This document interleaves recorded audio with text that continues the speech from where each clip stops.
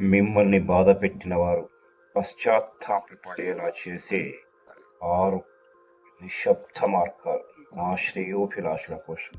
చివరి వరకు చూడండి. రియాక్ట్ అవ్వకుండా ప్రశాంతంగా గమనించడం వారి తప్పును వారికి తెలిసేలా చేస్తుంది. వాదించడం ఆపేసి మానసికంగా దూరం జరగటం వల్ల మీ విలువ తెలుస్తుంది. గొడవలకు దూరంగా ఉంటూ ప్రశాంతతను ఎంచుకోవడం మానసిక బలాన్నిస్తుంది. కోపం చూపించకుండా గౌరవంగా ప్రశాంతంగా ఉండడం ఎదుటివారిని ఆలోచింపజేస్తుంది. పగ తీర్చుకోవడం కంటే మీ ఎదుగుదలపై దృష్టి పెట్టడం వలన ఉత్తమమైన సమాధానం దొరుకుతుంది ఎదుటివారికి. మీ నిశ్శబ్దం మరియు మీ దూరం వారి తప్పుకు శాశ్వతమైన శిక్షగా మారుతాయి. కాకపోతే ట్రై చేసి చూడండి.